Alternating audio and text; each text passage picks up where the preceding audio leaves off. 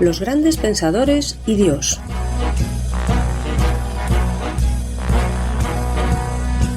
¿Qué pensaban acerca de Dios las grandes mentes que nos han legado su saber?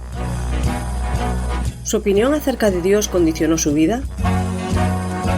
Los grandes pensadores y Dios es una serie de entrevistas con el profesor Javier Álvarez Ballesteros, doctor en filosofía, catedrático de bachillerato y profesor en la Facultad de Teología Evangélica. Cada semana, en este mismo día y a esta misma hora, presentada por Daniel Baluja, podrás escuchar aquí una nueva entrevista que te descubrirá, de forma amena y sencilla, las inquietudes existenciales de los sabios a lo largo de la historia.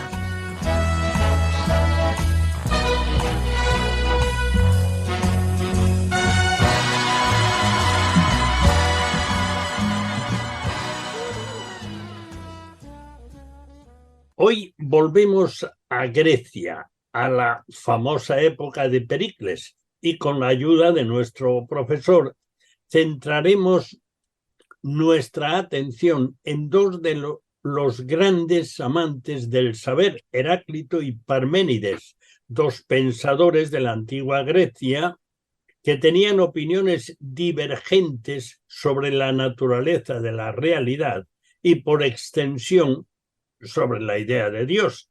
Bienvenido, Javier. Muchas gracias.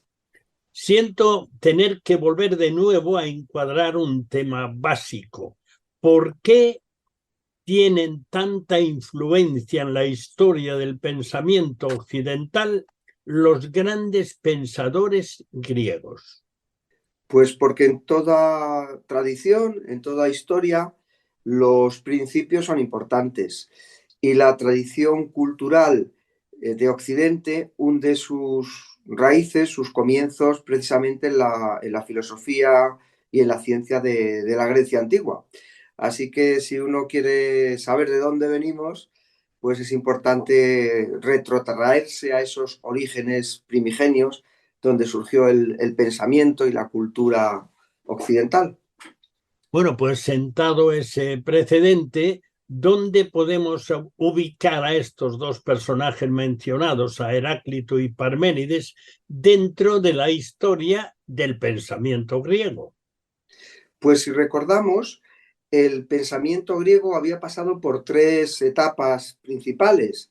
El periodo presocrático, el periodo clásico, donde están los grandes filósofos archiconocidos, Sócrates, Platón y Aristóteles, y luego el periodo helenístico. Entonces, el pensamiento de Heráclito y de Parménides se ubica precisamente en ese momento presocrático, es decir, antes del periodo clásico. Y en este momento, la filosofía más antigua de Grecia, los problemas que se plantearon fueron dos. En primer lugar, el problema del arjé, es decir, el problema del principio, del origen, de dónde provienen todas las cosas. Y luego el segundo problema fue el problema de la relación entre el ser y el movimiento. Entonces, Heráclito y Parménides se ubican en este segundo problema, aunque dijeron alguna cosa que puede entenderse también como especulaciones acerca del arjé, sobre todo hablaron de este tema del ser y el movimiento. Bueno, entonces, ¿en qué consiste, si es que lo hay, el conflicto o el problema del ser y del movimiento? En estos autores sí se va a plantear el tema del ser y el movimiento como algo bastante conflictivo. Voy a intentar explicarlo de la manera más sencilla posible, porque es un tema que nos lleva a los terrenos de la metafísica, que como sabemos son los terrenos quizá más complicados de la filosofía. Bueno, podemos entender que el ser es lo que permanece inalterado cuando se da un cambio. Voy a intentar poner un ejemplo. Imaginemos una persona, Pedro.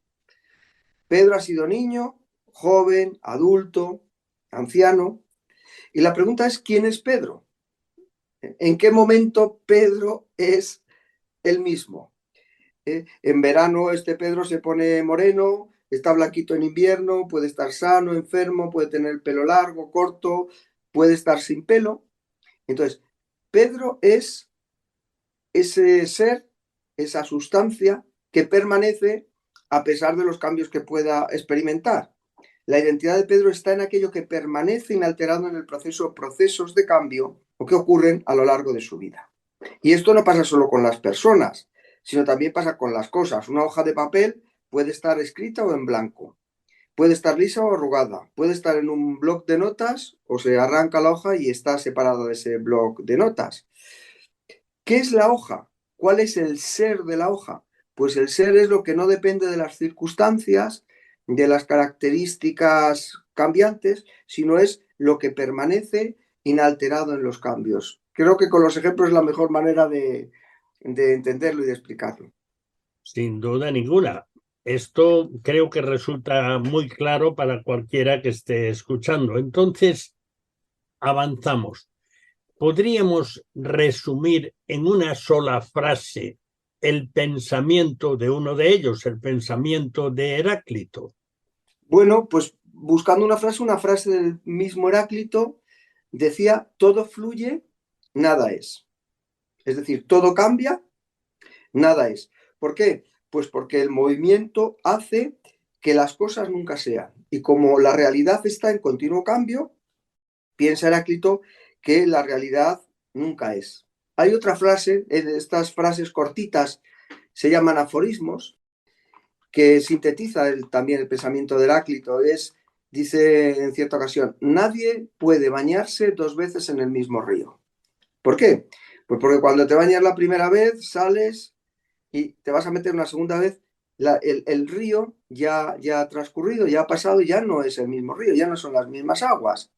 Es esta idea de que el ser no permanece, pero incluso uno mismo, que ha salido del baño del río y se mete por una segunda vez, tampoco él es exactamente igual, porque ya tiene la experiencia de haber visto cómo estaban las aguas, en fin, que todo está en un continuo fluir, en un continuo devenir, en un continuo transitar, y de esta manera, dice Heráclito, el ser no es nunca. Lo que existe es el cambio. Por eso ese enfrentamiento, esa dificultad de conciliar la permanencia con la inestabilidad o el transcurrir o el devenir o el cambiar de las cosas.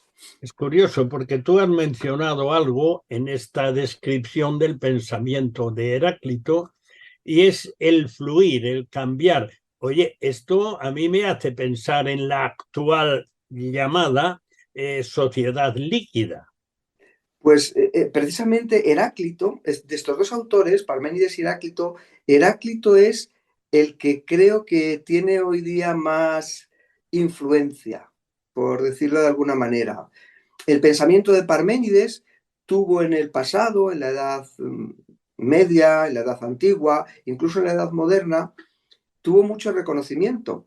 Pero es curioso lo que señalas. Hay autores que son como los pensadores más clave de la época actual, de la época contemporánea. Uno de ellos es Nietzsche, otro de ellos es Heidegger, y tanto a uno como al otro, el pensamiento de Heráclito les llama la atención.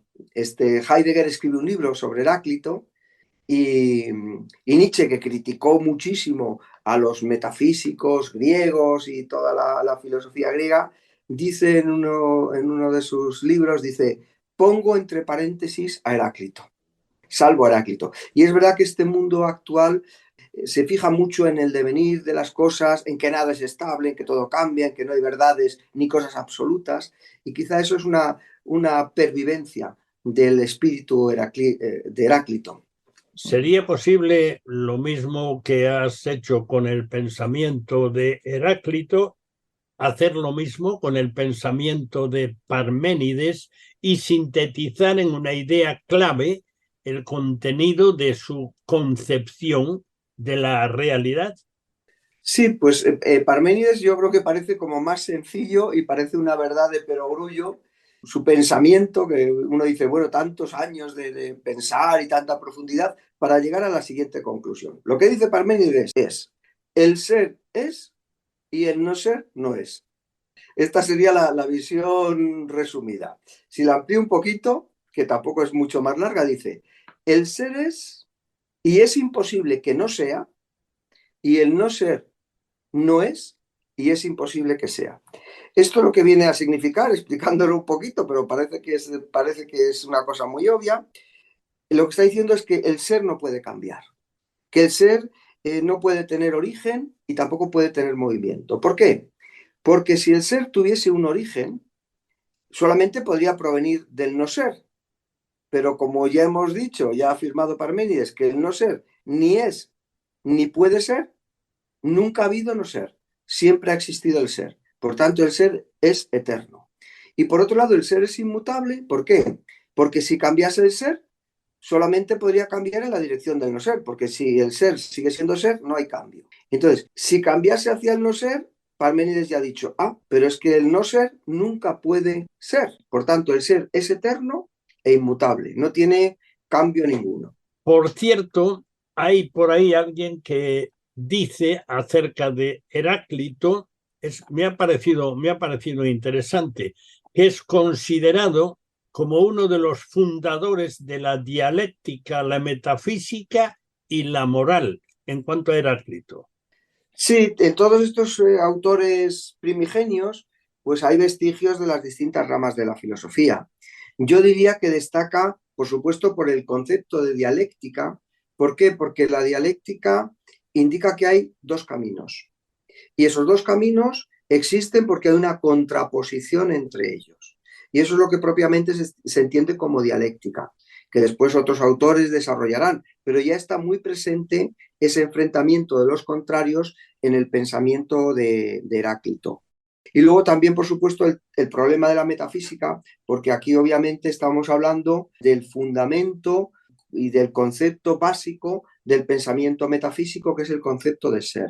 Es decir, no qué es una cosa concreta, sino cómo es la realidad en su conjunto, qué es el ser. Y ahí tenemos estas dos posturas que estamos viendo, la parmenidia y la de Heráclito. Sí, que por cierto, de Parménides dicen, estoy viendo unas notas que había por ahí, que es el fundador de la metafísica occidental, que compite con Aristóteles por el título de padre de la lógica, por emplear argumentos deductivos y formular el principio lógico de identidad y de no contradicción, el fundador de la ontología. Sí, la ontología es la parte de la metafísica que estudia el ser en tanto que ser. Y es que esto es el meollo del pensamiento de Parménides. Esto es, no qué son las cosas, no qué es una botella o un pez o un objeto concreto, sino qué significa esta palabra que nosotros utilizamos tan a menudo. Porque decimos, claro, el pájaro es bonito. ¿Qué significa ahí la palabra ser? ¿Es lo mismo el ser del pájaro que el ser de ese ser bonito que le atribuimos al pájaro? ¿O dices, la botella es transparente? ¿Es el mismo tipo de ser? Cuando decimos el amor es algo muy bueno, ¿qué significa el ser del amor? ¿Es lo mismo el ser del amor que el ser de una botella? Pero en todos los casos estamos utilizando la palabra ser. Y este es el concepto que tanto le interesó al pensamiento de Parménides. Entonces, visto desde un punto de vista referido a las cosas, al ser, a la realidad, podemos decir que este principio que hemos enunciado antes de Parménides, el ser es y el no ser no es el principio de la metafísica. Pero por otro lado, es también el principio de la lógica, porque lo que está diciendo es ni más ni menos que el principio de identidad. Esto es, que A es igual a A y que A no puede ser distinto de A. Esto es lo que significa, aplicado al campo de la lógica y luego, por supuesto, también de la matemática, el principio que está formulando Parménides en relación al ser. El ser es y el no ser no es. ¿Cómo veía? Como tenemos a los dos ahí encuadrados, no podemos perder de vista a los dos. ¿Cómo veía Heráclito a Dios en relación con el cambio constante? ¿Cómo encaja esto?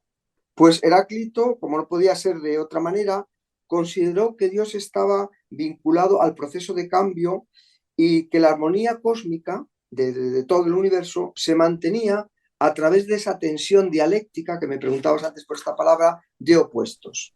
Entonces, si me permites, voy a leer uno de estos fragmentos de Heráclito donde dice lo siguiente. Dice, Dios es día y noche, invierno y verano, guerra y paz, abundancia y hambre, pero se transforma como el fuego que cae cuando está mezclado con perfumes. Recibe el nombre según el perfume de cada uno.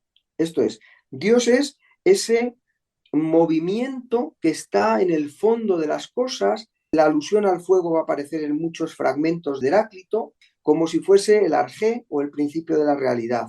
Es decir, Dios o el fondo de la realidad para Heráclito es algo cambiante. Luego, por otro lado, el pensamiento de Heráclito en cuanto a la religión era muy interesante, porque criticó todo lo que fuese idolatría o intentar atrapar ese ser profundo de las cosas, ese Dios que está en el interior de las cosas. Y si me permites, leo también un texto que a mí me parece muy, muy bonito. Dice sobre la idolatría, dice, intentan purificarse manchándose de sangre. Es como si después de haberse manchado de barro, quisieran limpiarse con barro, y se tendría por insensato al que quisiera reprocharles su conducta. También dirigen plegarias a las estatuas. Es igual que si hablasen a las casas, por no saber lo que son los dioses y los héroes. Hay otra frase muy bonita también, hablando así un poco de la teología de Heráclito. Dice, el más sabio de los hombres, comparado con Dios, parece un mono para la sabiduría y la belleza y todo lo demás. Heráclito tenía una concepción de Dios como una realidad que está en el fondo de las cosas, que curiosamente él llamó con el nombre de Logos, que vemos en el Evangelio de Juan, que en el principio era el Logos, pero dice Heráclito que este Logos que está en el fondo de las cosas, que es un Logos cambiante, que es la razón de todo lo que hay, dice, a los hombres se les escapa, que no lo pueden atrapar. Dice, tanto si están despiertos como si están dormidos. Es curioso que en Parménides, ya que estamos con los dos, este planteamiento de las dos vías, la vía de la verdad, que es el razonamiento, si lo he entendido bien, y la vía de la opinión, que es las cosas que se ven o que se tocan. Sí, pues por ahí es por donde va Parménides. Parménides lo que dice es que solamente hay una vía que conduce a la sabiduría. Esa es la vía de la razón. ¿Por qué está diciendo esto? Porque Heráclito en realidad se está basando en el testimonio de los sentidos. Esto es, ¿por qué yo sé que las cosas cambian? Dice, porque lo veo. Pero Parménides dice, sí, pero lo que tú ves con los ojos no tiene por qué ser real. El mundo de la opinión, el mundo que se basa en lo que nosotros vemos y sentimos, es opinable porque cambia.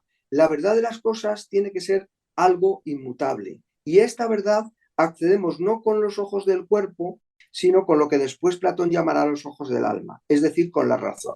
¿Cuál es el principio racional absoluto? El que hemos visto antes, el de la lógica y el de las matemáticas.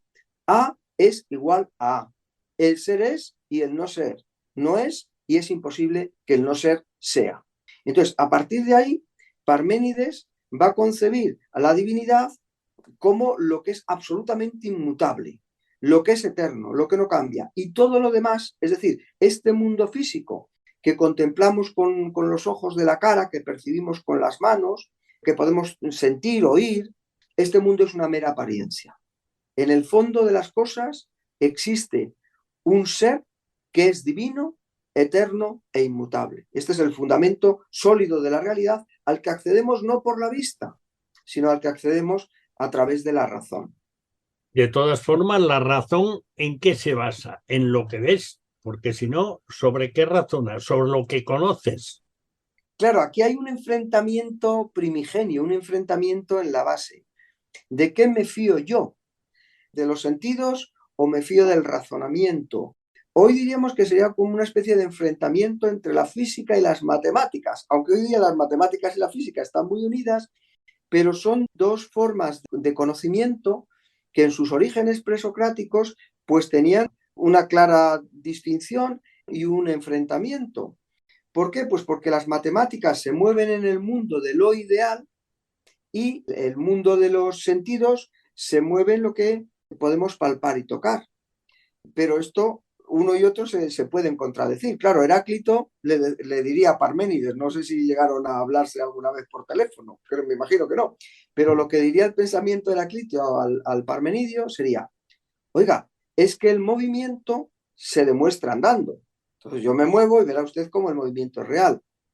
Pero aún así, Parménides le diría, mire, eso es lo que a usted le parece, porque en el fondo el movimiento no es nada más que una apariencia. Y de hecho, hubo algunos discípulos de Parménides, entre ellos quizá el más conocido sea Zenón de Elea, que demostró como una tortuga que sale un poquito antes que Aquiles en una carrera, cómo sería imposible que Aquiles alcanzara a la tortuga, o demuestra con argumentos de tipo matemático cómo es imposible que una flecha llegue a la diana.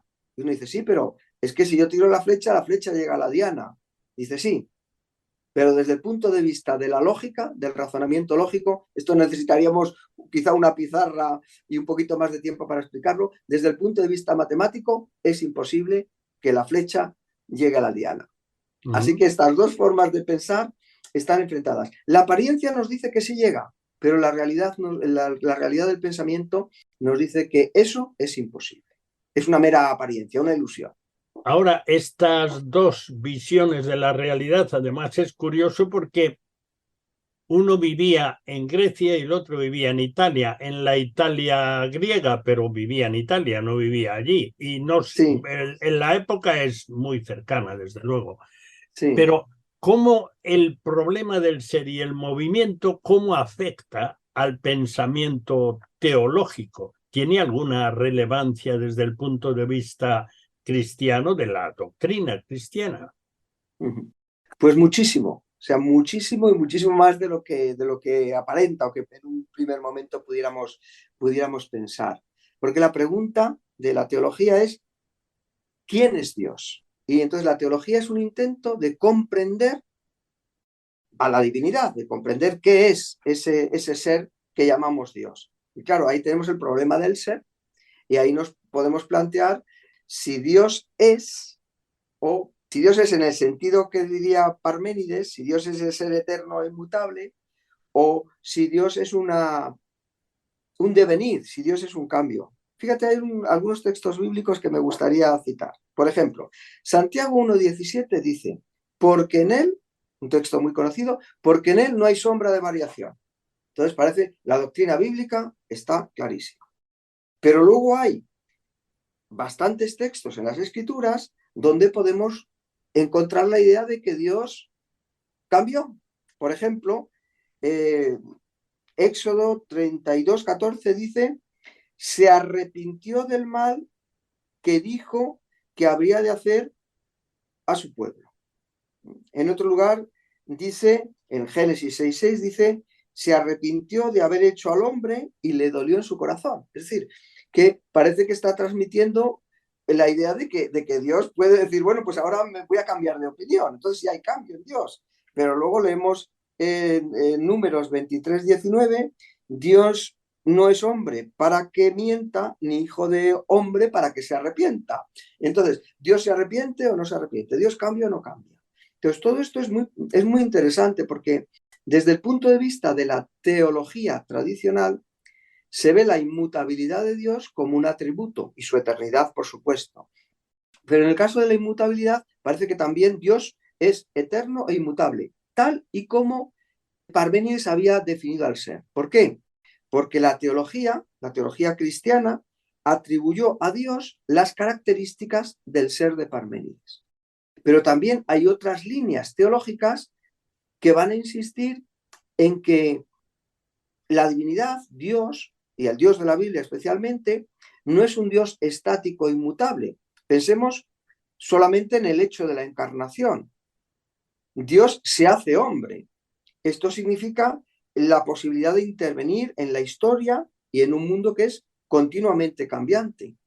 Si decimos que Dios es un Dios vivo, pues ¿cómo podemos concebir una vida sin que haya movimiento, sin que haya dinamismo, sin que haya transformación?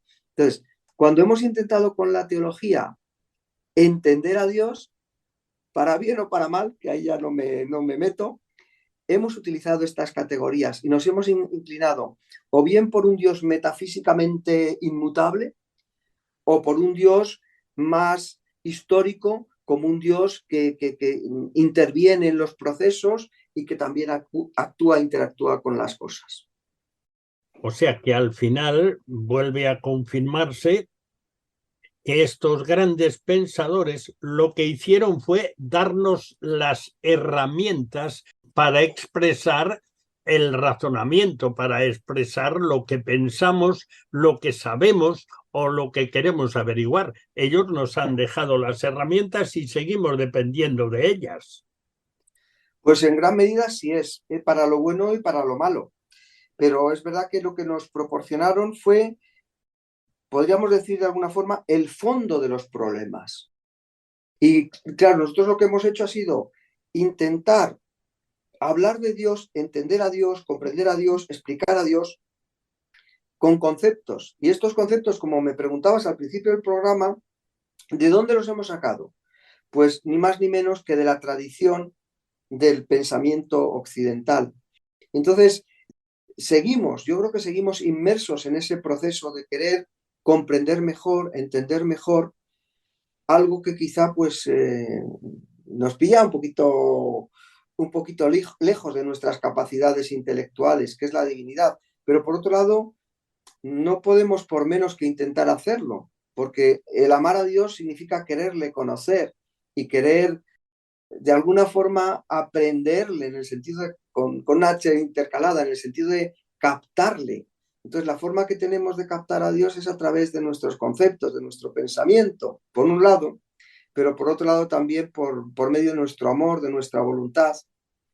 Y yo creo que ahí hay que buscar un equilibrio siempre, que no sé si es fácil, entre la comprensión, el entendimiento, la doctrina, diríamos también, usando otro lenguaje, y la adoración. Y Dios es un objeto de nuestra búsqueda y de nuestro conocer, pero yo creo que sobre todo es y debe ser un objeto de nuestra reverencia y de nuestra adoración. Bueno, como el tiempo va dando muy poco de sí se termina, pues hay, bueno, una cosa que es fácil cuando lees tratados de teología, te encuentras con términos que no es que son heredados de los griegos, es que son trasladados hasta hoy los que usaban los filósofos griegos. Recomiéndanos un libro. Bueno, en este caso, como estos dos autores están los fragmentos recopilados, a mí me parecería un trabajo interesante, si alguien está interesado en hacerlo, buscar estos fragmentos de Heráclito, que están publicados en muchos sitios y también en internet se pueden buscar de esta manera, fragmentos de Heráclito, porque cada uno de ellos es una sentencia que es muy sugerente, aquella que decíamos al principio, nadie puede bañarse 2 veces en el mismo río. Pues mira qué interesante y por qué, y reflexionar sobre ellos. Y luego Parménides escribió un poema que se llama Perifiseos, acerca de la naturaleza, que es donde él va a contar de una forma un tanto mitológica, va a contar esta filosofía. Y es una especie de diosa que le conduce a ese reino que, dejando el camino de la opinión de los hombres, le conduce hacia lo alto, hacia el camino de la verdad. Bueno, pues ha sido, de verdad, hoy ha sido un programa especial, aparte de que hemos tenido algunas incidencias de comunicación, pero ha sido un programa especial por acercarnos a estos dos de los orígenes. Por cierto, a Parménides parece que Pericles disfrutaba escuchándolo, así que debía ser bueno exponiendo. Pues Javier, muchas gracias por llevarnos de nuevo a pensar acerca de Dios. Gracias a ti. Los grandes pensadores y Dios se despide hasta la próxima semana, el mismo día y a la misma hora, cuando podrás escuchar aquí una nueva e interesante entrevista con Javier Álvarez Ballesteros, que nos acercará una vez más a las biografías íntimas de figuras destacadas de la historia.